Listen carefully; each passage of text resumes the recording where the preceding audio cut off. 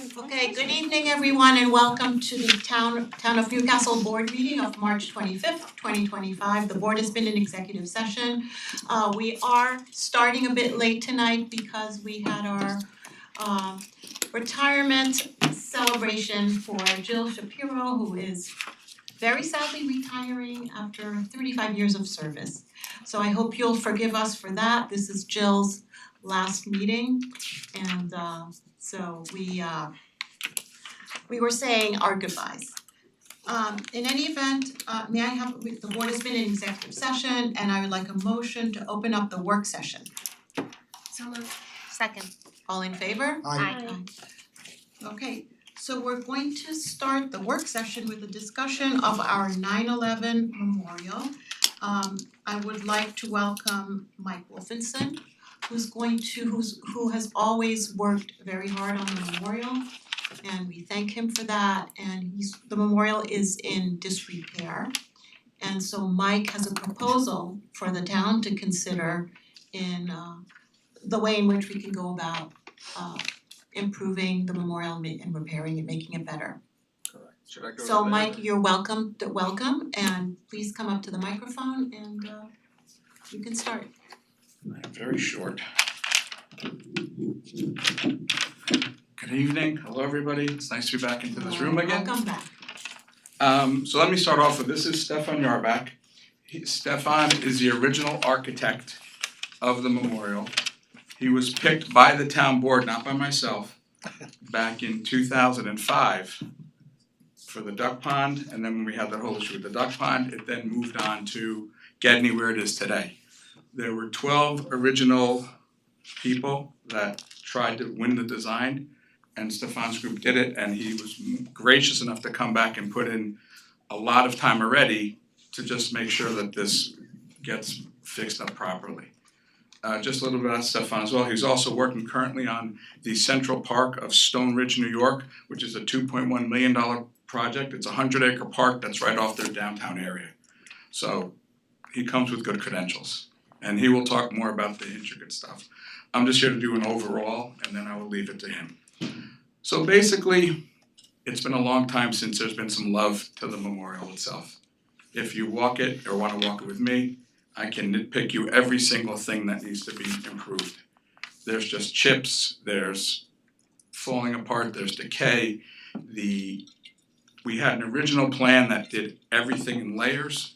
We've pared that down dramatically to focus on 2 points. The waterfall, which if you look at it, needs to be redone. It looks like a swimming pool now. There's no stones in it, there's no waterfall anymore. There's a PVC pipe that runs underneath it that just shoots water out, not even with the regular waterfall. And the fountain, which people take the rocks, they throw them around. At one point it had a shower head on it that went up in the air, and the fountain, it needs to be fixed and it needs to be cleaned up. There's broken stones everywhere. It needs to be power washed. I mean, it's been a long time since it's gotten a facelift. So the goal here is to focus on the waterfall and the actual fountain itself. That's our goal. We do have a larger plan. Mr. Yarbach is more than happy to work with all the town committees and groups, the garden clubs, and would work with town maintenance people as well on how we can do more pollinator gardens, more natural gardens, and what he has a plan for all that as well, but the main focus is what we talked about. So you guys are all given, unfortunately, we had a communication error, so you should have got this with your packet, but my fault. But you can see here what we've outlined and what we've taken away.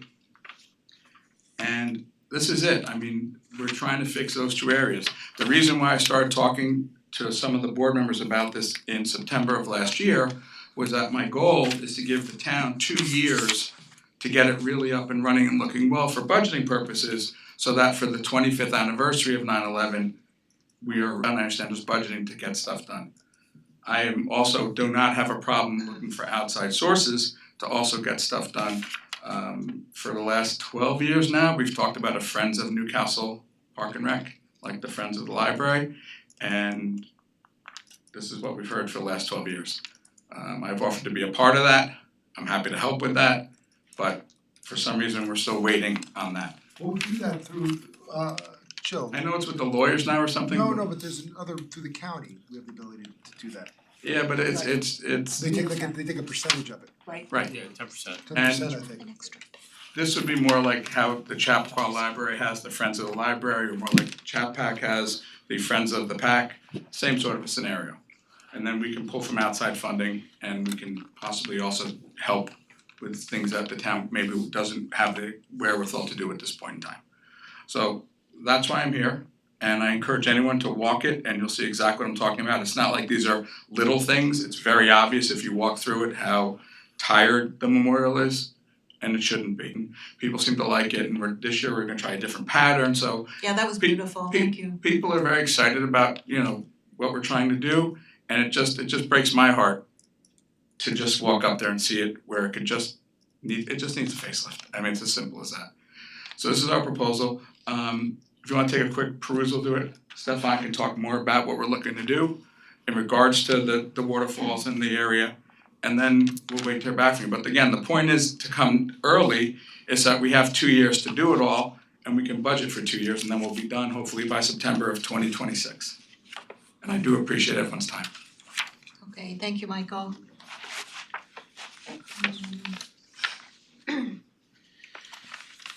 I just wanna tell you, it's such an honor to be before you as it was 25 years ago.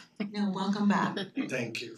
And I've always been involved with the project. I've come back many times and offered advice over the years.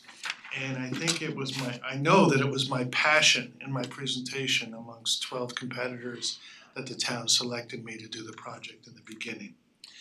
And it's obviously a very important event in our lives and for the future. And I wanna assure you that the bones of the park are pretty much intact. I had prepared a budget and a plan a few months ago, which you saw, which understandably was a large budget.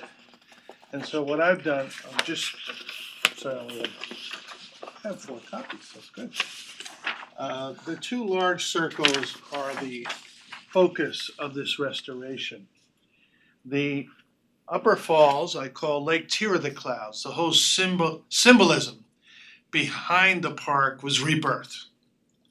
And so I chose the Lake Tear of the Clouds, the source of the Hudson River Valley, as the source that culminates in the harbor where the lower plaza is. We, due to budget, put in river stones and things. Bad idea. It's been a maintenance issue. What we propose to do, and I will work with you, is I've given you a revised budget. That's just a ballpark. And with your direction, we can create the layers toward the ultimate restoration.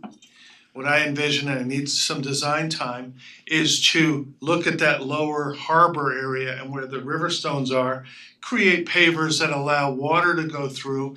We would like 2 symbolic towers of stone with water that will symbolize the World Trade Center, but the water will be recirculated and it will not be a maintenance issue.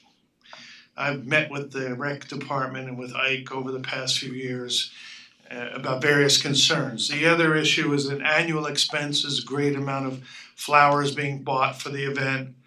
What I would like to do is work with the garden club and we could provide the funds for the plants and work with them to put in a pollinator garden that has great floral beauty at mid-September, but is not an expenditure of several hundred, if not $1,000 every year for months. So create a permanent, continue the idea of having a pollinator garden throughout the park. And I've also given advice at other parts of Getney Park. I don't know if you have specific questions. I think in addition to Garden Club, I think you wanna involve the Conservation Board relative to pollinator gardens and I mean, this is a perfect project for them, it's a perfect project for Scouts, and I will be available every step of the way. I have a question, so you designed the current Yes, memorial, okay, and what year was that, how long did it that to was build? 2006, 7. We Okay. started, I designed the first park at Duck Pond. So the park, so how old is the park now? Park was christened in 2007? Seven. Yeah, 2007. 2007, okay. And during the process of 18 years ago. Yeah. So it's 18, okay. So I see two fountain areas, Yes, right? So, and forgive me if are there two fountain areas? I mean, I know there's certainly a water feature, yes, but are there two Sure. active fountains right now? the lower fountain, okay, so in the upper fountain are the falls. And that symbolizes Lake Tyr that collapsed. So that's current, that's We're not adding anything new. Is that existing? Yes. Okay, that's what I'm getting at. Nothing new. That's We're what I'm just getting at. rehabbing what we have. So when did that stop working? There's been, if you go back to the rec So department. wait, so it's It's not been- working now, right? So It works, but it works because we have a white PVC pipe that runs underneath the actual fall. That then the water comes out of a PVC pipe. So when you look at it, you see stone, then you see a white PVC pipe, and then the water comes down. And because the pond was not done at the time, for whatever reason, it didn't hold the water right. So then they basically just cemented it, so it looks like a pool now. Whereas it was originally it looked like a natural pond with natural waterfall. Now it looks like the bottom of a pool. okay, I'm just and trying to figure out what happened. It What just, happened over the to course it, of time, you the town, How long have you been here? January Oh, 2017. 2017. So yeah, we had issues with it then, when I first So started. Yeah. it wasn't working as of 2017. oh, this has been a And then we- long time. We fixed it, I wanna say before the 20th anniversary. That's when we kind of revamped everything up there to where it looks now. So it's, we abandoned the old pump system and put a self-circulating pump in there so that the water would get to the top. just so people hear, you abandoned the old pump system, Correct. so. Yes. Okay, so how long did that whole system last? What was the lifespan is what I'm trying to, The current Figure out- pump system works, but it's just the physical, you'd have to physically see what it looks like now. Because again, it looks just like a cement pond with a stone here or there. And this is about aesthetics, it's not about, the waterfall works now, it doesn't work how it's supposed to work. Again, there were some issues too at the beginning because debris was getting in it. And then the pump got clogged a lot, so it would burn out, as Ike will tell you, and this is before Ike got here. I mean, this was almost within the first 6 years, before Ike was even here, there was a pump problem because they didn't have the right cage around it. And unfortunately, it's expensive to maintain it, and so some maintenance stuff, and no, not due to Ike or anything, just in general, just the town in general, didn't have the funds to maintain it. And now it's just at a point now where it just needs a facelift. So we're not looking to add anything, we're not looking to add any new features. We're just looking to fix and facelift what we have there now. yeah, so what I'm trying to get at is how, because we take expenditures of money pretty seriously, so I'm trying Clearly so. to figure out what didn't work out the first time and how we can avoid Well, I'll give you a history those lesson. things now. The original pump system was set up for a completely different design. But in order to get the thing completed by the September of 2007, they changed a lot of the stuff, cause originally there was gonna be water was gonna go down to the bottom, it was gonna circulate from the bottom all the way back up to the That's what top. there's two. And there was a lot of changes made in the last bit because they either I'd rather talk about an executive session, but It didn't work out because it was, for lack of a better term, rushed to make it. it was a rush to get it done and they changed it due to lack of money. And it was awarded to a low bidder. Yes, So that's, I mean, that happens.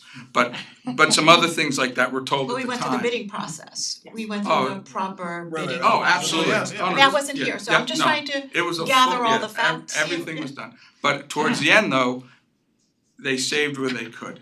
And by they, I mean the town, and things were said to me at the time that, oh, we're gonna change it, cause you have to understand too, I raised $30,000 of money for that location and gave it to the town. For example, the benches that are inside the upper area where the fountain is, those are supposed to be rounded. They're straight. And I was assured at the time that they had bought the rounded ones, they had not come in yet. They were never ordered. that because they just never did it and they left what was there. So there was a lot of things that were done at the end. If you walk, it's a little not level. There's all sorts of stuff where it's sunk. There's a lot of things that were just, again, towards the end, they had to redo the concrete twice already. Again, even before Ike has been here, that because the quality of the work when it first was done was not 100%. I don't know how to say it politely. What was the original budget and expense? I have no idea. I mean, I could find it in my notes, but I don't have it off the top of my head. Does it say 100? So when Mike came to a Parks and Rec meeting in the fall, he brought this to the Parks and Rec Commission. And as liaison, I was there, and so Ike and I took it upon ourselves to go out in the fall with Mike and Stefan, and we walked it. And I took a lot of pictures, I think I showed you guys at the time, and I could attest, like there are certain things that, you know, in a rush needed to be patched or needed to be fixed. There's the PVC pipe, so there are things that are unsightly, there are things that could be fixed, there are things that I understand we wanted, because we were having a ceremony, we wanted it to be working and we wanted it to be functional, but maybe wasn't with an eye towards the long-term enjoyment, use, aesthetic of what it was meant to be. And to Ike's credit, every year he gets it up and running so that at September 11th, it is up and running. And it's every year you're doing something. It's never like, oh, we don't have to do anything. It's always something. And I think we would like that to be less of a thing Right. for Parks and Rec, Right. that Subject- we yeah. don't want them to have to continuously It's just been a maintain patch job this. ever Right, since. so I just wanna get to lessons learned and what Yep. can we do this time around so that those things don't happen. I know you said it was hard to maintain, so what can we do now Well, to the make the maintenance? Ike's change Not so hard. of the pump works really well now. And now we just wanna reroute it so that it just comes over the water and not through the PVC. But that pump, that worked, cause we had to go off the old one because it kept burning out. So it wasn't as if again, the patches that were done work, but they were patches. And the problem is before I got here, they were patches. So you've had 20 years of patches and it's never been a real, let's just dig into it and fix it completely and properly. And from the fountain standpoint, the fountain was never supposed to be what it was, and that was done because the money wasn't there or they just wanted to get done, and those stones were never supposed to be there and they're all over the place. People And the just take them, cement. they throw them, they're broken, the cement's broken, the curb around it is, and as I said, at one point for years, you just had a shower head in there. And again, to Ike's credit, when 9/11 does come around, they pull that out and they have these two towers that they use that are temporary, but they look nice. But then, then we put them back away because they're just not gonna, sustain long term. Okay. All right, well, I think what we're going to do is take a close look at everything you sent us. Thank you very much for the map and for the detailed itemization of everything. And I think we'll probably have more questions, so we'll Sure. give you a call. No, that'd be great. Again, my hope is just that we move this along so that we don't miss a planting season, so that, again, the whole point of coming super early was that we have 2 years to do it. I think it's, I sort of said, I think it's critically important, I think you did a great job with this, and I know this was, I don't wanna use the term baby of yours, but this was something that you fostered and make happen, and it's something that I'm confident the town wants to see through to make sure that it's what it should be. Well, we very much appreciate even the time to do it, so I mean, again, we're all working for the same goal here, and I think it'll be good, and what the whole point is that we're gonna try to figure it out, and that's all we wanna hear. And but time is of the essence in the sense of if we can get plantings, or if Stefan can get in front of, if we need to get in front of the conservation board, we'll do that. If we need to get in front of the garden club, we'll do that, like. What type of a time frame are we looking at? Like when would we need to pull it, no, but I like would when do we think need so. to pull the trigger to get the plantings done, to That's start it. everything? Like I would, yeah. It sounds imminent because Yeah. these things take time and Well, you have to be like that's ASAP. why we're trying to do this earlier to get in Right. front of the board, before last year, but just, schedules happen. So that we would not miss one planting season, cause you only have 2 basic planting seasons before we can do something. Cause the goal would be 2026, September 11th, it's in a great state. That's, And we I can mean, it do a feels soon. long-term plan too, so every year we can do more and more, people can volunteer and do more and more. And so that it brings it back. Well, we definitely, most certainly care about the 9/11 memorial. It's very important to us, to our town.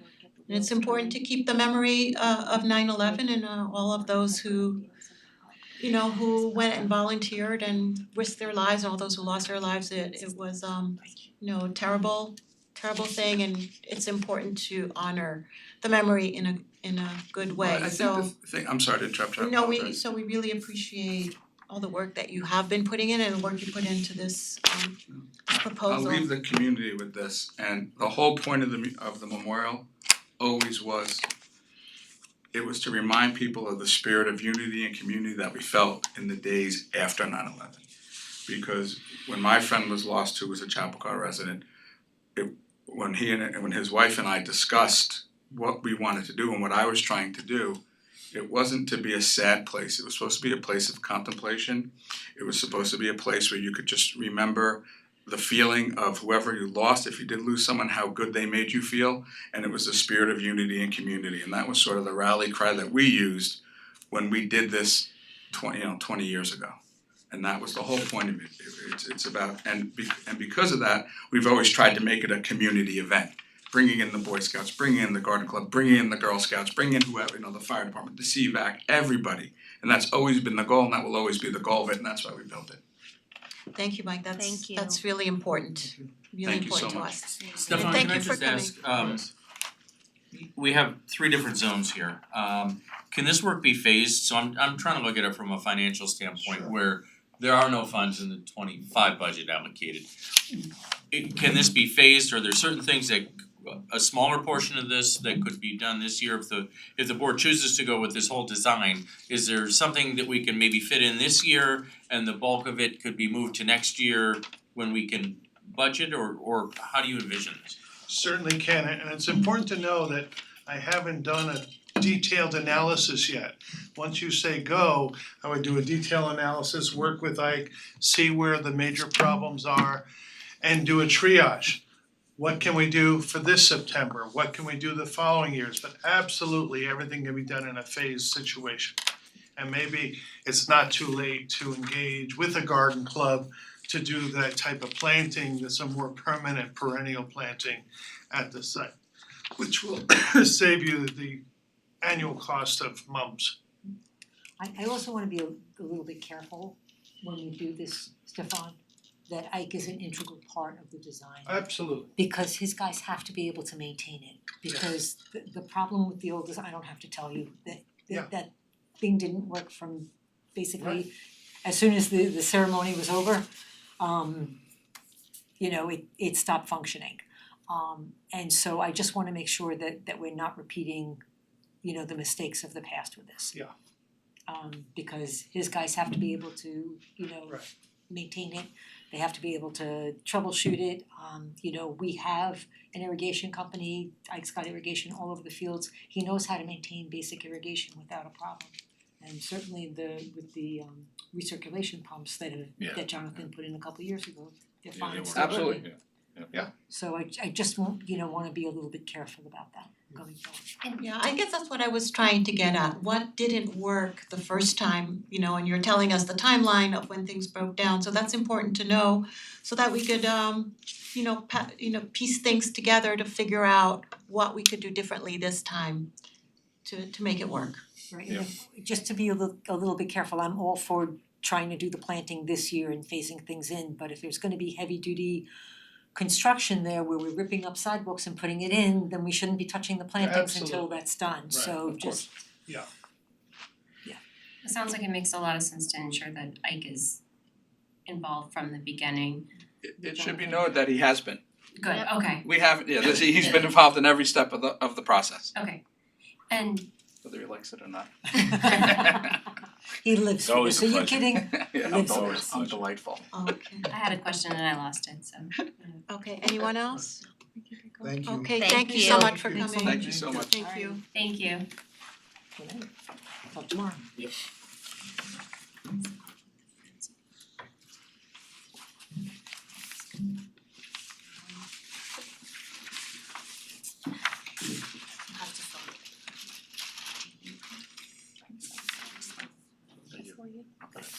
So Vicky, I know the next thing on the agenda is military tribute banners, but we talked about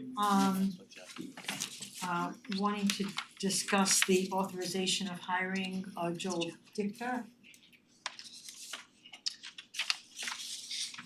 And I didn't know if maybe you wanted to just discuss that. Yes. I had actually had that from my supervisor's report, but we could definitely, no, it's on the work session agenda, so yeah, that is fine. So let me get my notes. So let's see. So on the consent agenda, we have a proposal to hire special counsel, trying to find my notes on this now. So hiring special counsel Joel Dichter of Dichter Law to represent us in the Con Edison petition to increase our rates. Now, everyone would have heard of this because there've been a lot of rallies and a lot of talk about Con Ed's proposed increase. And this would be an increase for gas and electricity for New York City and Westchester. And what this would be is part of a 3-year settlement to raise rates starting in January of 2026. So Con Edison submitted a petition to the Public Service Commission, and there's going to be an 11-month process through which the PSC will determine whether Con Ed has asked for an appropriate increase in rates. Con Ed has requested an 18% increase, which for residential delivery charges would be about 25%, and for natural gas delivery rates would be an increase of 19%. So when you add up all the numbers together, it adds up to an average of a 20% rate increase over the next 3 years. So what's happened is that municipal officers, mayors and supervisors, have gotten together to talk to the special counsel to understand what it is that we can do. So it's important to have a strategic approach at this point. It's not going to be enough to go to rallies and, voice loud complaints about it. We need to have a seat at the table. In the past, New York City has been well represented and Westchester has not been represented at all.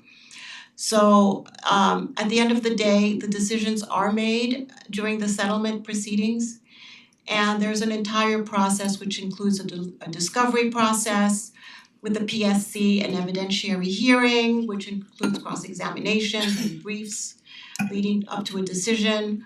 Con Ed files testimony with witnesses, there are exhibits, there is an opportunity for response and rebuttals, and ultimately a hearing will be scheduled for June. So New York City is well represented. Westchester so far has no representation.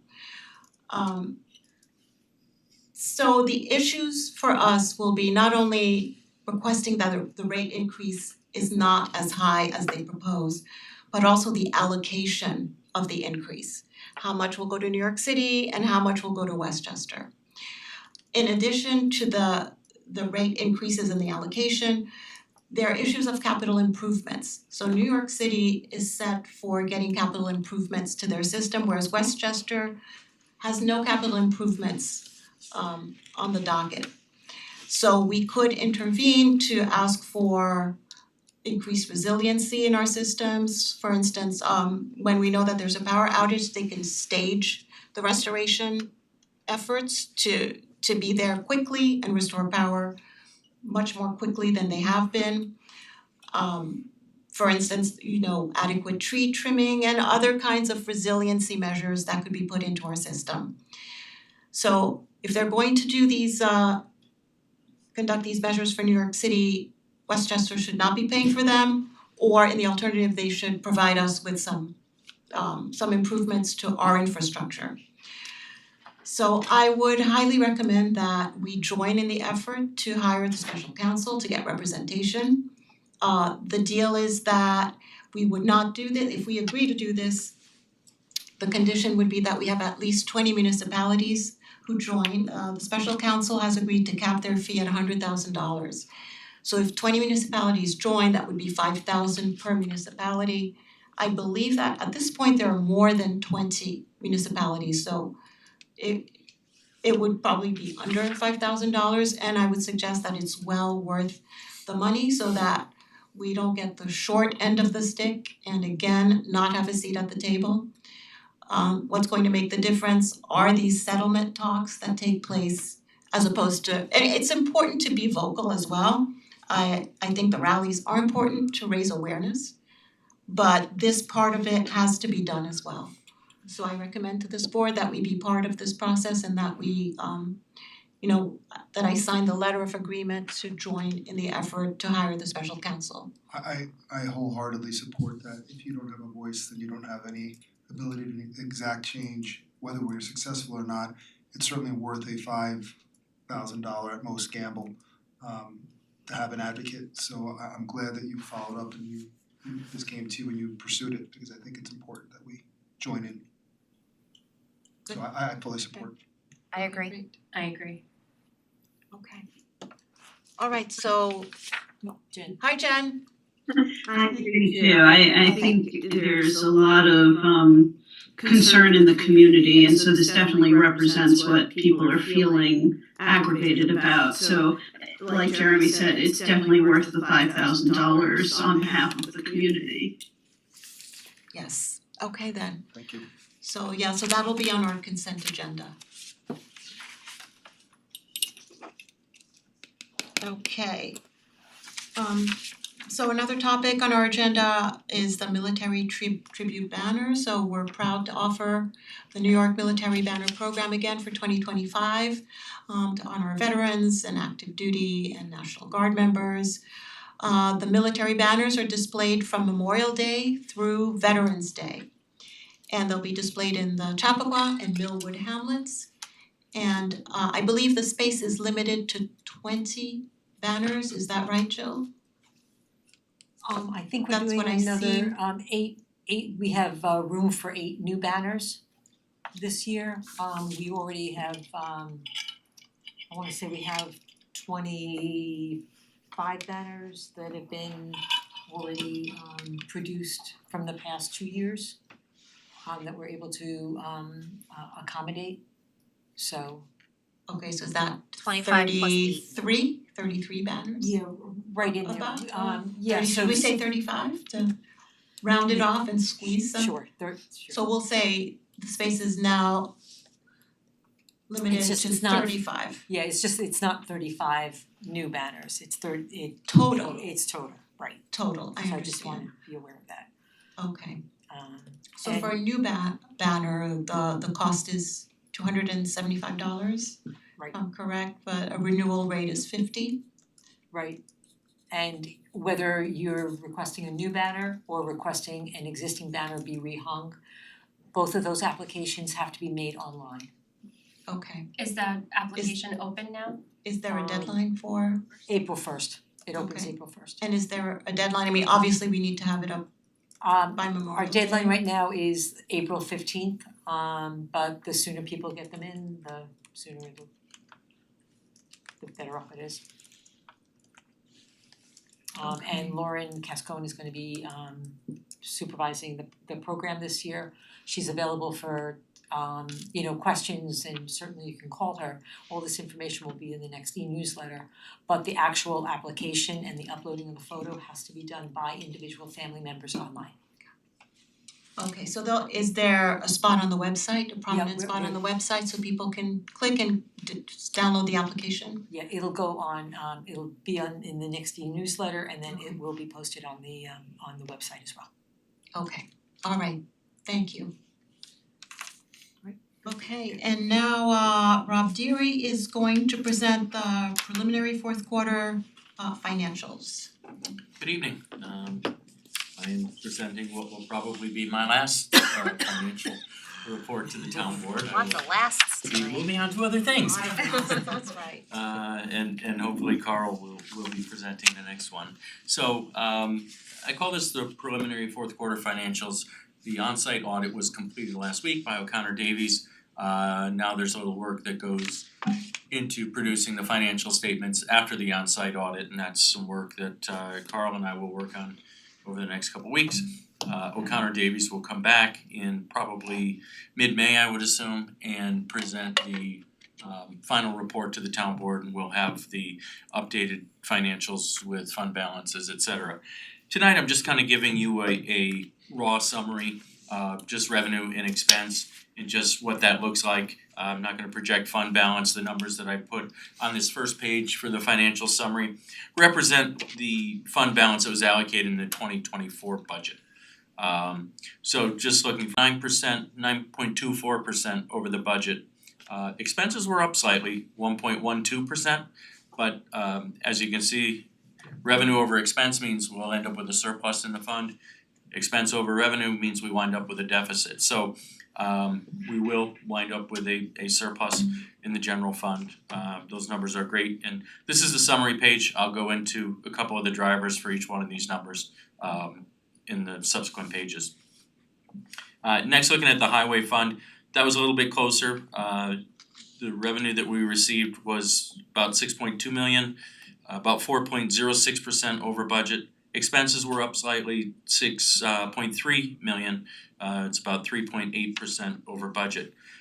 So we did allocate $125,000 in fund balance. So if you see the delta there, it's about 115,000, give or take.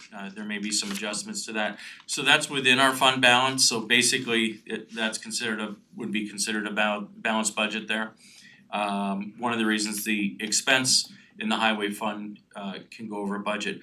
Once we get the CHIPS numbers in mid-June, and we don't know what those are, and the state is continuing to fine tune those throughout the year, and we typically get more than they originally tell us we're getting. So we'll put that right back into the paving budget. So I think last year we got maybe 130,000 more than we were anticipating, and we ended up paving 130,000 or so more worth of roads than we had anticipated.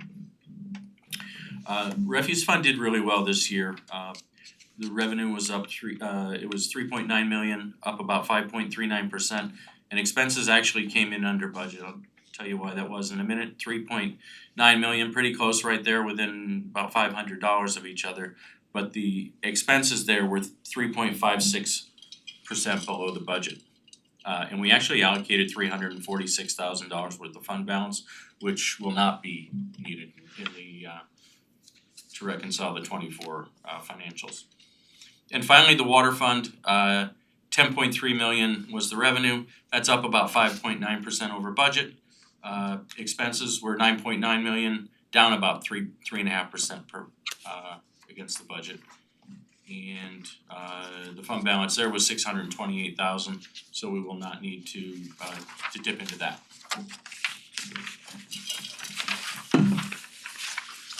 In the general fund, looking first at the revenue, total revenue coming in from all of our recreation programs was $1.284 million. It's up about 13% over what we had budgeted. And I broke out the camp program 519,000, and that was about 103% of the budget. So you see what a big proportion of the recreation programs overall than the summer camps are. And I think we've budgeted a little bit more even for 2025. We know how successful they've been, and they sell out pretty quickly. That's great, that's why we wanted to increase enrollment. We had a great year in building permits. We brought in 1.5 million. It's up 57% over budget. We're probably gonna see those numbers slow down in the future. I think we're pretty close to having issued all the building permits up at Chappaqua Crossing. So that's been kind of driving that budget line over the last 2 or 3 years. And that looks to probably slow down, although our overall activity in the building department is always strong. So I would see a dip from that, but that will remain strong for the town. Another one that was a bit of a surprise, interest earnings. I think we all kind of expected interest rates to drop over last year. There were predictions in the beginning of the year there would be 2 Fed decreases, 3 Fed decreases.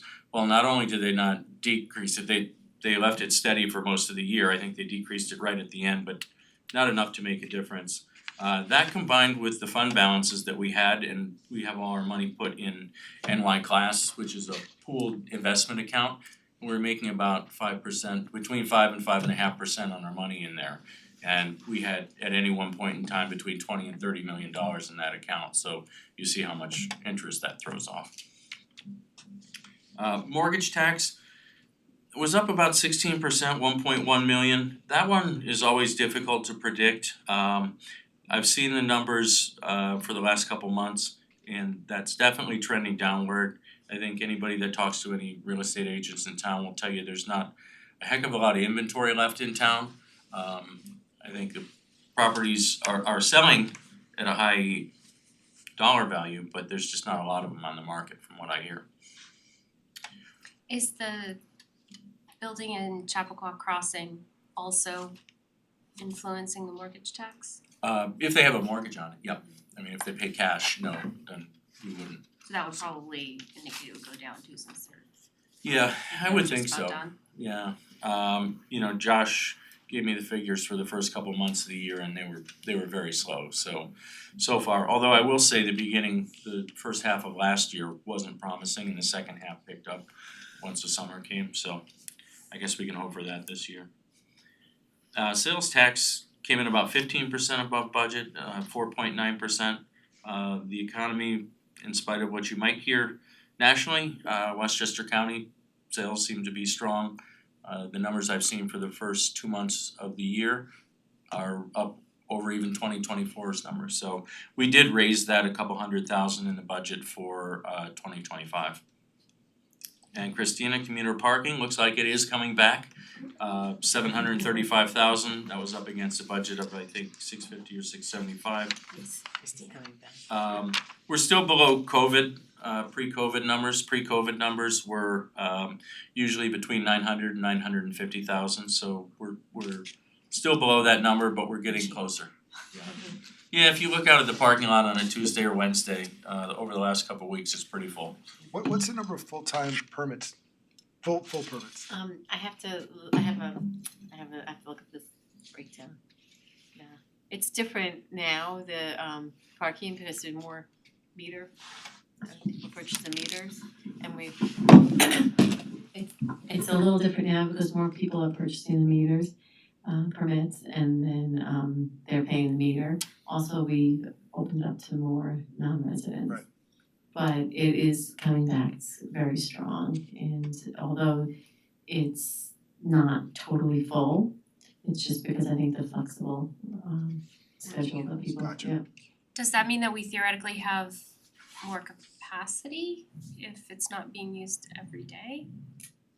Well, we're getting close, and I do think things are getting more normal. In addition, we use that little open space quite often for different things, so I don't, You're talking about the back of the lot? yeah.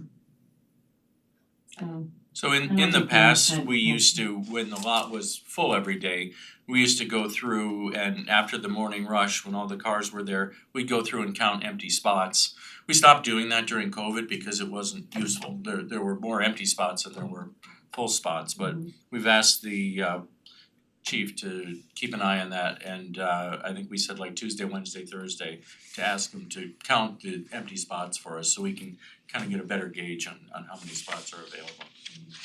It sounds like if it stays shifted, even if the permits are back, there may still be other adjustments we can make. We don't stop selling to residents or non-residents, so we've been selling throughout. We don't turn anybody away. So hopefully everybody who wants one has one.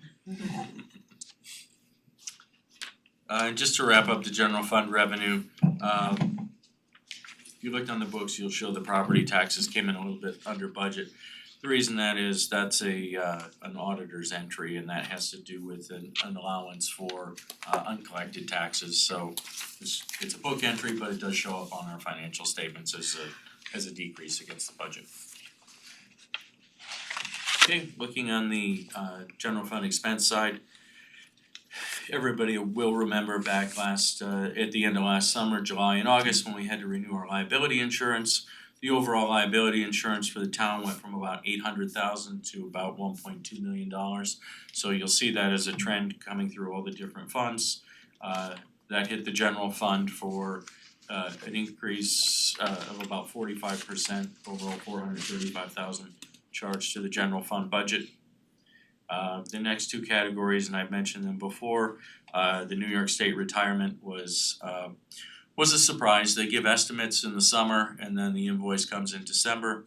That ended up coming in a little bit higher than I had expected and higher than it's been in the last couple of years. So it was up about 7% versus what we had budgeted to 2.275 million. And our health insurance went up over the budget 4.2%. The town's membership in MEPCO has kept our rates lower than NYSHIP, but unfortunately what goes along with that, sometimes you get a little bit of a swing because we are essentially a self-insured program, and over the last couple of years we've had some higher claims, so that caused our rates to go up just a little bit over what we had anticipated. Couple expense lines that came in under budget, I'll just point out rec admin salaries, we've had it's been a little turnover in the rec department over the last couple of years, they've had an open position, and that's why that shows about 24% under budget. I think Ike has just finally got the county approval to post the position that we've been looking to hire, and hopefully soon he'll be at full staff. And Lino, thank you, legal fees came in under budget, I think that was and I can knock on wood at this point because I'm talking about the past, not the future. We had a pretty good year legal wise. We didn't have a heck of a lot of Article 78s. We did not have any contracts to settle. We didn't have any huge employee disciplinary issues. So all the types of things that come outside of the retainer, we didn't have a lot of those in 2024. So we'll just keep our fingers crossed that 2025 continues that way. Thanks, Lena. You're welcome. Jumping over to the highway fund. Not a lot of sources of revenue in the highway fund, basically property taxes and then some of the state aid. Interest income, like we saw in the general fund, that was up. For the highway fund, we were able to credit $123,000. The CHIPS funding we had talked about, I mentioned previous. I think we budgeted $450, so it came in at $561, so it's about $111,000 over budget that we put back into the road paving. And for whatever reason, we get reimbursement from both the county and the state for snow and ice removal on county and state roads that our town staff completes. And a lot of times this is a matter of timing. The state, I'll sometimes get multiple payments in 1 year, and it's just a matter of timing, it's nothing to be concerned about, but we didn't receive all that we were expecting in 2024. But they always, we always get it, and that'll show up as a variance on the audit report, because sometimes, they'll say, well, you expected 75,000, you got 120, and like, well, yeah, I wish I had received it in the year that we should have, but Right. we do get it. On the expense side, like I mentioned with the general fund, liability and health insurance again, those are a couple of the drivers that were over budget in the highway fund. Road paving, again, as I mentioned, we paved almost $1.6 million worth of road paving. It's about 12%. Jill, I think one of the things that we can all and Jeremy take credit for is that number was about what, 400,000 when you and I started working together with you as town administrator, and Rob came in and then Jeremy soon after. We were really let our roads kind of deteriorate for a little bit, and we're now up to 1.6 million each year, and we're definitely showing our roads the attention that they should have had all along. That was what, how many years ago? 11, 12 years ago? So we've steadily increased that, and we've been able to increase that each year. We did have a good year in 2024 as far as snow removal. Salt purchases were down about 17% against budget. and road maintenance materials down about 39% against budget. That's Bob, pothole I patching, have et a cetera. quick question, cause I know Sure. this is not what we're talking about tonight. Sorry.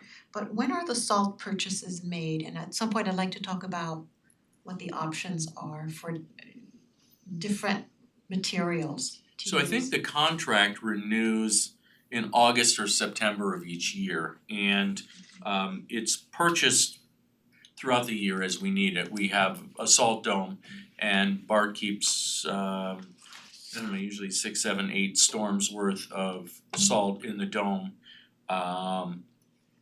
We do kind of have to provide a minimum amount that we're going to purchase each year with the contract. So we've got, if we say we're gonna use a number, 200 tons, we've gotta take 200 tons, even if we only need 150. It's written into the contract that we have to kind of estimate how much we're gonna use, and we have to buy at least that much each year. So that contract, I think, is up, I think it's the beginning of August each year, and then the state bids that. It's a state contract, it's not anything we go out to bid for. Okay, cause at some point, I'd like us to look into environmental concerns regarding, runoff with the type of salt we use and versus effectiveness in what we need to use, so I just would like to, Right, so And- everyone will notice that before storms that we know about, the DPW crews are out and they're brining the roads. Yes. They leave those stripes of pickle juice for everybody to see. is that literal pickle? Literally pickle juice. And that is one of those environmentally safer alternatives to salt, because you don't have to, when you salt a road, obviously it bounces all over the place and it's not controlled as to where it actually ends up. Where when you brine, where you put it is where it stays. And BART and our DPW have been on the cutting edge of that technology for must be 10 years. Yeah, so we used to purchase the brine, Yeah, we which brine was it ourselves. Yeah. yeah, We actually have which a was brine expensive, operation because we had to downtown, truck yeah. the liquid in. So instead, back when Jerry Morchell was here, they bought a machine that creates the brine. It's just a big tank that mixes the salt with the water. And And another chemical, Yeah. and we actually produce it ourselves down at DPW, load up our machines and go with it. Do we sell it? We actually thought we were did. selling it for a short I thought period it of was sold time. to Pleasantville or something. Yes, to Pleasantville until That's they got great. their own. Yeah, Who knew it was a product Yeah. in demand, but it was. Well, kudos to the town for doing Yeah, that for no. so long And I before think people residents should cared about know if they ever have unfinished pickle jars, to dump it in. Yeah, sort of, but I know that there has been some internal discussion about salt and salt usage and things like that. But I think before the board gets too far ahead in those conversations, you should bring Bart in. Yeah, absolutely. Um, I'm just you know, flagging it to say that Yes. we can talk about that again and even on top of the brine, we could still take a look at the salt. And if the board recalls, choices, yeah. and if the board recalls, the Indian Brook overlay district, that was one of the big concerns there, Yes. is being cognizant of the amount of salt that was used. And if you remember, we got a little bit of pushback from residents who were like, we need to be able to salt our, driveways and our walkways so that we can get out safely. And I think you're gonna find that balancing act is where, we try to walk the line in between. Absolutely, safety is definitely an important factor. It'll be a very It's a interesting priority, conversation. safety is a priority. Okay, Lauren will just jump to the refuse fund, we'll look at the revenue there. Not a lot of revenue sources in that either. Interest earnings, as with other funds, was up significantly. Compost and yard waste has been up a bit. Compost 79,000, yard waste 56,000. Those are both around 90% of an increase over budget. So that's yard waste is any of the debris that people drop off at our DPW yard, and then we run it through the horizontal grinder, which is brand new. And then we turn around and distribute that and sell that to the town. I think Vicky just mentioned that in the newsletter, I think it was last week or the week before, about mulch sales beginning for the season. Other side of refuse, the expense, liability insurance again, up about 51%. Maintenance and repair, that's up about 59%. That's the repair to, while we did replace the horizontal grinder, we did not replace, I think it's the trommel screener. And I think that's repairs to some of the roll-off vehicles we have as well. Contractual costs, Santa Pro actually came in about 1.24% below budget. That's a It's all relative. yeah, the Rounding error. yeah, It could be how much they Yeah. have gone up and yep, transfer site charges also went down slightly, 643,000, down about 7%. And the health insurance, just because of the way that we apportion it, it's based on salary, so salary for the refuse district, I think we had some turnover there, some newer positions and the apportionment went down a little bit, so the overall health insurance bill was higher, but what was attributed to the refuse fund went down a little bit.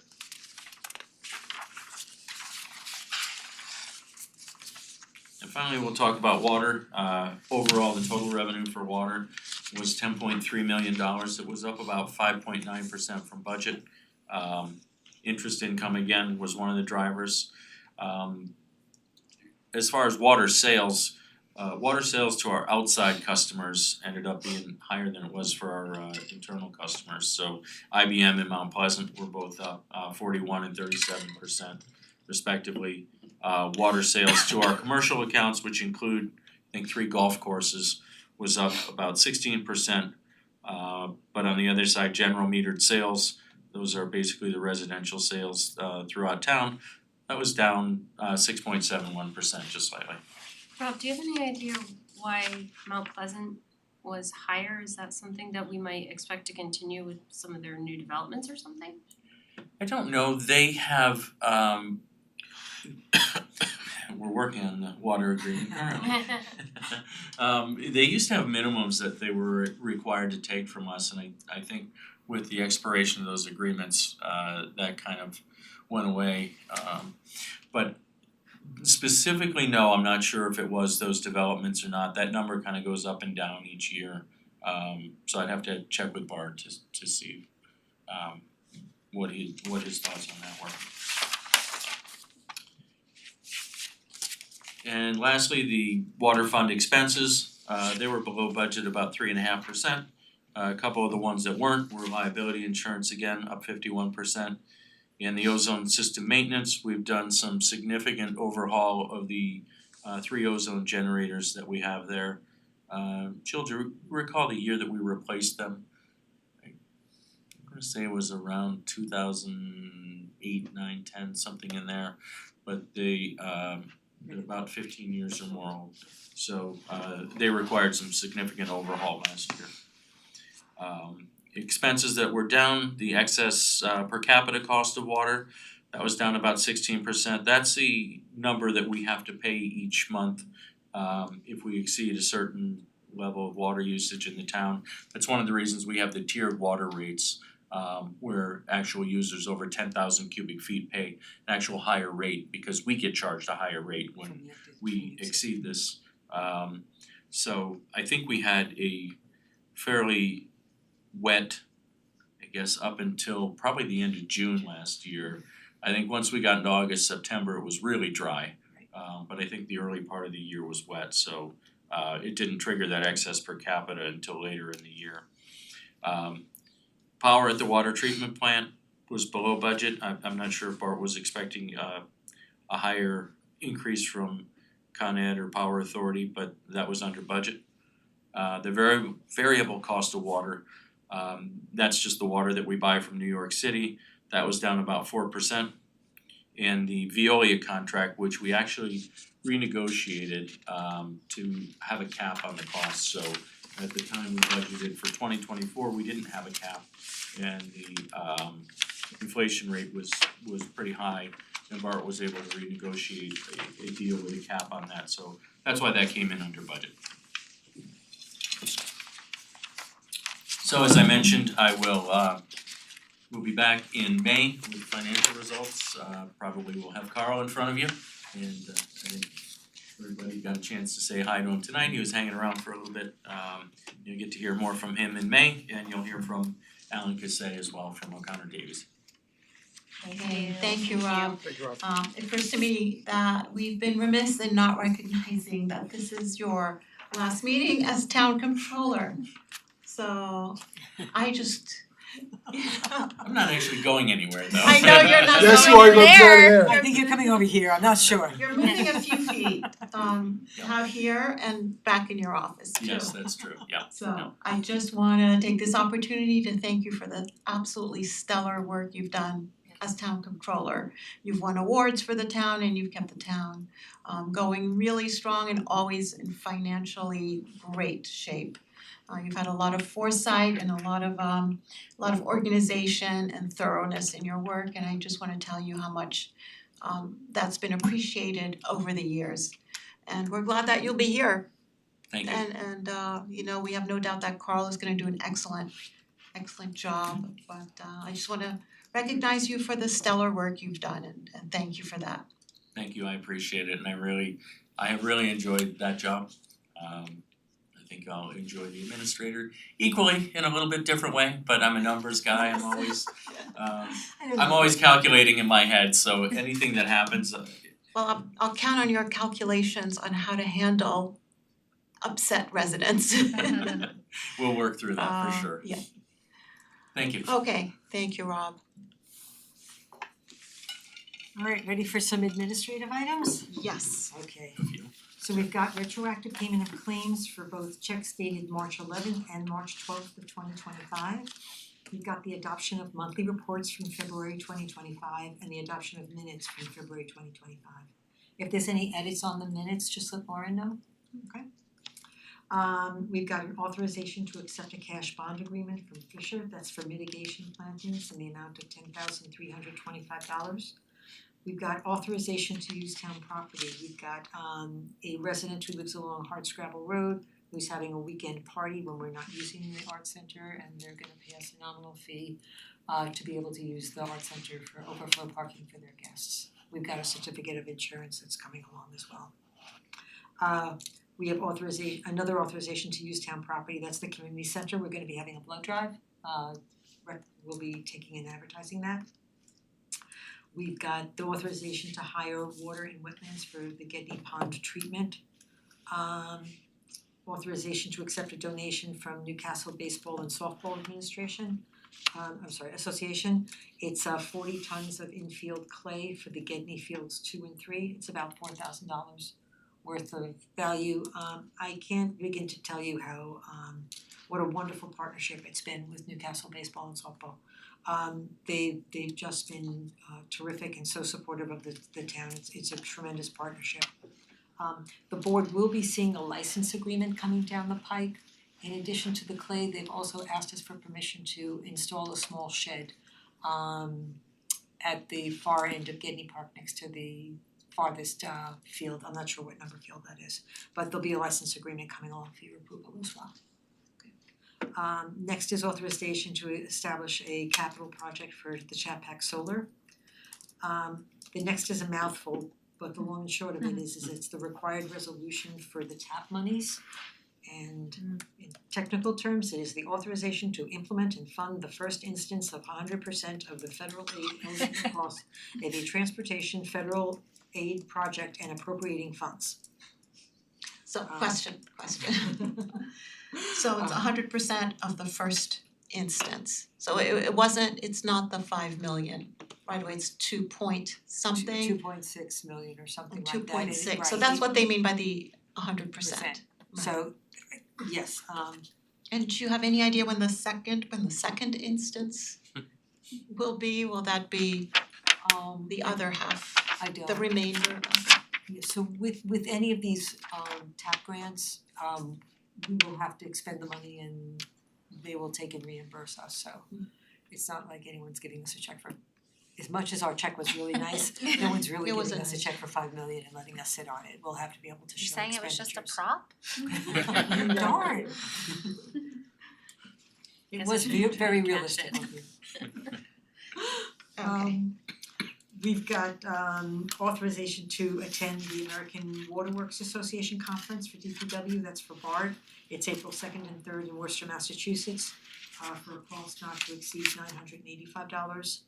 The next is authorization to attend the Cornell Local Roads Program. That's for Brendan Riley, our general foreman, at a cost not to exceed $750. We've got authorization to solicit bids for water maintenance materials, highway maintenance materials, and water chemicals.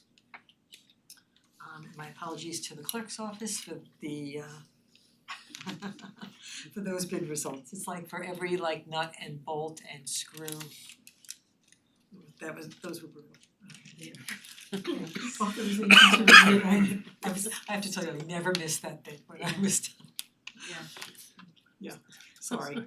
Authorization to renew the annual system support agreement with NIC Systems support for the Millwood Water Treatment Plant. This is the SCADA control system. It's the computer system that operates our the Millwood Water Treatment Plant. It's a proprietary system, so. The next is the authorization to purchase the leak detection services for town-owned water mains. And the resolution for authorizing the hiring of Joel Dichter of Dichter Law LLC, which Vicky spoke of in detail earlier. Then we got authorization to approve the Sustainable Westchester MOU. We talked about this with Nolan Bramson. Was there anything else maybe we wanted to talk about, just the 100%? Yeah, that the default's gonna be 100% renewable in that MOU, and then also when you go to the consent agenda tonight, the only change I would make is as to that item, as to the MOU, it would just be approved subject to review and approval by the town attorney, that's all, that the MOU. And just an aside on the 100% renewable, that's going to be the default. Right. But as in every instance, any resident who is signed on to Sustainable Westchester's program and is participating has a right to reduce down to 50% renewable or to opt out altogether at any point in time, and that remains the same. Next, we have authorization to award the bid for Hubbard's Cupboards, that's Meals on Wheels, it's for $7.25 a meal for 2 years. They're our current vendor for Meals on Wheels. The next is authorization to approve a banner request for the Chappaqua Children's Book Festival. The event is on September 27th this year. Authorization to share in the service of Omnia Partners bid for the purchase of a town hall boiler. That's gonna be $159,000 and change. Next is a street opening permit bond release of an $800 refund. And authorization to purchase the license plate reader software and LPR for parking. So this is a new, 2 new license plate readers or LPRs that will work with our Pango system and also the court software, which will help with our enforcement. And last but not least, authorization to approve the East of Hudson Watershed Corporation operations and maintenance payment. It's in the amount of $8,449.89, and it reflects credit for the work done within town. Okay, good, thank you, Jill. Okay, now I'd like to ask for a motion to adjourn the work session and open the town board meeting. So moved. Second. All in favor? Aye. Aye, okay, so we're now at our town board meeting. Jill, do you have any announcements? Christina, do you wanna just talk about the town and county taxes? Sure. April taxes will be going out at the end of this week, so you should see them in your mailboxes next week. Those are due no later than April 30th without penalty. We will send out reminders as we always do, electronic e-alerts, and yeah, that's it. So, and they'll be uploaded online. There's a reminder you can pay online as well. Come in person, we'd love to see you. If you mail it at a post office, please be sure to witness them putting the postmark on them. We have several payments that come in every collection that somehow tore the country. They'll end up in North Carolina, they'll end up in California, so please make sure you get it postmarked. Thank you. And they can be sent early and postmarked. That's right, we do hold post-dated checks, we're happy to do that. So you can come in, date it for the 30th, we'll mail it and post-date it, but please, just get it in. And we still have the Dropbox downstairs. Yes, the Dropbox is available 24/7. It's just outside the police desk. It is locked and it is supervised by a camera, so it's a very safe option. And again, we urge our residents to use that instead of the closed. Thank you. Okay, anything else for announcements? No, okay. So for the supervisor's report, I'd like to once again, I'd like to say something about Sustainable Westchester, but to point out that there's quite a juxtaposition with what we talked about at the work session with the Con Ed rates going sky high with their request of approximately 20% increase to the PSC and are getting representation for Westchester. And on the other hand, we have Sustainable Westchester, whose MOU with the town will be something that we hopefully vote on and approve at this meeting. So as hopefully you know, at the March 11th meeting, Noam Branson was here from Sustainable Westchester talking about how their rates are back to being competitive with Con Ed. The renewable energy is actually on par with Con Edison. Residents will always have the option to opt out, or you will have the option to go from our default energy, which will be 100% renewable, down to 50% renewable if you wish, or you can opt out altogether. What's Noam Branson asked is whether we would enter into our contract a little earlier than usual to take advantage of the months prior to the summer when rates are down, and also to be more flexible because of just the lack of predictability in the markets and the way the world is moving. So we're going to sign up for the 2025 MOU a few months earlier than usual. So I also wanna point out that residents will have the opportunity to hear about Sustainable Westchester and their options at an upcoming meeting that we will schedule with Sustainable Westchester. We have yet to do that, but I will put notices out in the town newsletter. We'll put that out on social media.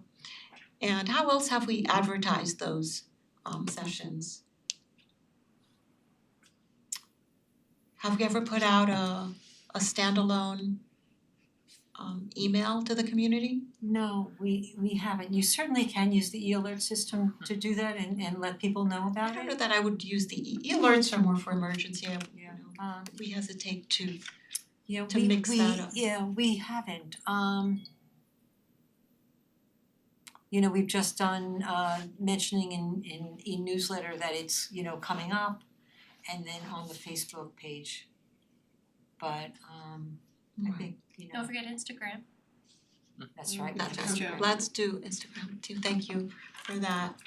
But I do wanna point out the juxtaposition of now the Con Ed rates going up while the Sustainable Westchester renewable energy rates are the more advantageous. We had an outlier of a couple of years with the 2023-24 contracts and with the higher price of natural gas due to the war in Ukraine, so that is something Noam Branson talked about as an outlier. So I think we're back to being on par, and perhaps we'll be lower, but I don't wanna predict that. Okay, so that was Sustainable Westchester. The other item I'd like to talk about is a follow-up, finally, to the Westchester County Cell Survey. That's been a long time in coming. We've been waiting for the wireless companies to come back with information, and Verizon will be here on April 29th. We've scheduled an April 29th, which is a Tuesday, board meeting for them to come and present to the community. So Westchester County did a multi-jurisdiction study of wireless coverage, and Verizon will come and present their findings as to where they think they can increase coverage in town. It will be an opportunity for our residents and for the board to ask questions and to hear what they have to say. We will be asking them to come with coverage maps, with the parcel overlays, how many households would be covered by whatever plan that they present to us, etc. So we are asking residents to submit questions in advance to get the most thorough answers we can get. Please send in your questions by April 11th. And who should they send the questions to? Rob. So, Rob, great, so I will put something in the newsletter as to how to send, so should they send to your email? Do we wanna create a dedicated email for wireless issues, or would that complicate things? They could send it to public comment. And that Okay. would, Goes that to would the be a board. distribution, it'll be Rob, Christina, Lauren, Yeah, that's who what else gets it? The board does. I would send Oh. a separate. The board gets it too. The board, And the yeah. board gets it Do as well. we get public comment? Okay. Just two comments. Number Okay. one, I don't have to assume, obviously, people emailing Jill Shapiro, that's going to be forwarded. It's not going to disappear into the Newcastle universe. Rob Deary will get the There'll ultimate be a email. message. So right? Jill's email will remain active because it will have a I've retired message directing everyone to contact either Lauren or myself. So that will remain on so that if anybody emails, it just doesn't go into nowhere. That they will see the bounce back message and they'll be able to contact us. The only thing I would add is, well, we'll discuss this more in April when with wireless, but it's become such a problem for some people like me who work at home a lot. Oh, That yes. I've actually, just today, I had to call people using FaceTime audio because I could not keep a phone call. So I Yep. could not handle my clients, Don't new tell clients, old everybody now. clients. God, that was the secret. Yeah, what's that? That was the secret, that was the only way we were able to get a call through. Yeah. Now you've blown it. No. Yeah, so I mean, it's really degraded terribly. It's a real problem. it's I mean, The I same know, problem when I work from home. Yeah. My phone Yeah. doesn't even ring, Yeah, goes I right to don't, voicemail. 100%, it's the issue I had today. we have all had these problems. I've had these problems too. Yeah, so anyway, so it's better late than never. They will be here on April 29th, and we will try to let as many people know as possible. And even if they're not at the meeting, I think we should leave the public comment open for some time for people to get their questions in, and hopefully we can get back to Verizon after their presentation. But I just wanna stress that these are private wireless companies, so these are their plans, they're not the town plans. But we're glad that they're coming, and we encourage people to come. Okay, that's it for my supervisor's report. Let's see, anything in addition for the town administrator's report, or your Hard to believe I don't have anything to say. Signing off. Signing off. Okay, all right then. So now it's time for public comment. So anyone, well, there's no one in the audience in person for public comment. Is there anyone online for public comment? No, no one is So online. I looked up there for you to, I No, looked up there. usually we hear from the back, so Or I looked up there to see if you were there. I don't see anyone, and no one's hand is raised somewhere in the background. Okay. All right, so that will take us to consent agenda. Let's see, Holly, do you wanna start us off? Absolutely. I move to adopt items 1 through 24 as listed on the consent agenda with a note on item 18, the approval of the Sustainable Westchester MOU is subject to review and approval of the town attorney. Second. All in favor? Aye. I move to retroactively approve the payment of claims in the amount of $300,683.24 listed on the summary, AP check register and detail voucher detail reports, all dated March 11th, 2025. Checks were printed and distributed to each claimant listed on Tuesday, March 11th, 2025. Second. All in favor? Aye. I move to retroactively approve the payment of claims in the amount of $59,297.50 listed on the summary AP check register and detail voucher detail report, both dated March 12th, 2025. Checks were printed and distributed to each claimant listed on Wednesday, March 12th, 2025. Second. All in favor? Aye. You can do one more. I Yeah, do up to 5. Okay, I move to authorize the hiring of Christopher Rikers as a seasonal laborer within the Department of Public Works Highway Unit at the hourly rate of $19 effective March 27th, 2025. Second. All in favor? Aye. I move to authorize the hiring of the following individuals for the position of recreation attendant within the Recreation and Parks Department to serve as flag football counselors at the corresponding rates indicated below, effective April 7th, 2025. Second. All in favor? Aye. I move to authorize the hiring of Asher Moss to the position of student intern within the Development Department for total stipend amount of $2,000 for a period of 6 weeks effective June 23rd, 2025. Second. All in favor? Aye. Okay. I move to authorize the hiring of Sophia Kong as a student experience intern for the creation of a mural for a period of 3 weeks. Second. All in favor? Aye. I move to approve the employment agreement between the town of Newcastle and Robert Deary, who shall be employed as town administrator under the terms and conditions set forth therein, effective March 29th, 2025 through March 31st, 2026. Second. All in favor? Aye. It's official. Congratulations. Here it comes. Can't go back. Not after I read Not- number 8. not after this. I move to accept the resignation of Robert Deary as comptroller as per the terms of the employment agreement and authorize the appointment of Robert Deary as town administrator within the administration department at the annual salary of $215,000 effective March 29th, 2025. Second. All in favor? Aye. Congrats. Okay. Welcome. Welcome Congrats. aboard. Alright. Thank Now it's too late. I move to authorize the probationary appointment of Carl Schlegel as acting comptroller within the comptroller's department at the annual salary of $140,000 effective March 29th, 2025. Second. All in favor? Aye. And welcome Carl, Welcome, although Carl. he's been here for a couple of weeks now. Do you want me to keep going or do you want Jeremy to take Um, over? Well, Jeremy, you can do the rest. Okay, I move to approve the employment agreement between the town of Newcastle and Chief James D. Carroll in consideration of the mutual covenants and promises with both parties agree under the terms and conditions set forth in the agreement effective January 1st, 2025 to December 31st, 2028. Second. All in favor? Aye. I move to retain Jill Shapiro as a consultant for a 6-month period not to exceed 10 hours a week of work for a total of 240 hours in total at a rate of $125 an hour to assist with the Chapline project. This agreement could be renewed upon consent of both parties 30 days before it is set to end. Well, that didn't last long, Jill. Second. All in favor? Aye. They never let you go. Thank you. Thank you, Jill.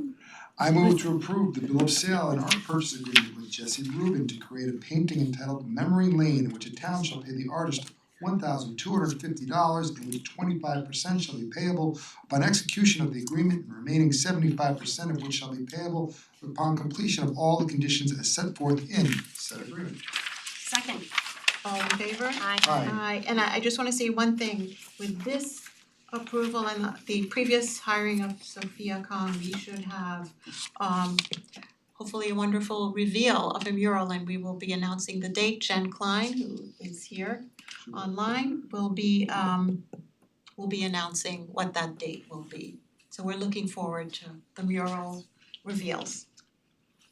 Pardon me. I move to authorize the reappointment of Ted Holmes and Ivan Alter as members of the Environmental Review Board for a 3-year term effective January 1st, 2025 through December 31st, 2027. Second. All in favor? Aye. We are not appointing this. Okay. I move to authorize reappointment of Georgia Schwartz as a member of the LGBTQ+ committee for a 2-year term effective March 14th, 2025 through December 31st, 2026. Second. All in favor? Aye. Aye. I move to authorize the reappointment of Leslie Smith and Celine Barris as members of the Millwood West End Advisory Board for a 2-year term effective March 1st, 2025 to December 31st, 2026. Second. All in favor? Aye. Is this where we have to move to adjourn? I think so. What do you think? She's not even paying attention. Yeah, I don't know if I wanna move to adjourn, but I think, you know, I will move to adjourn. Second. All in favor? nay. Aye. On the record, I object. Jeremy, the let her time go. was when she Okay, offered after her resignation. Jill, thank you for everything. have you We'll see. down. Thank you guys, tonight was so lovely. For real, I mean, you did vote it. I'm getting, I have to vote aye, so you change my name to an aye. Thank you, everybody. Is that the worst vote that I could vote Tonight for?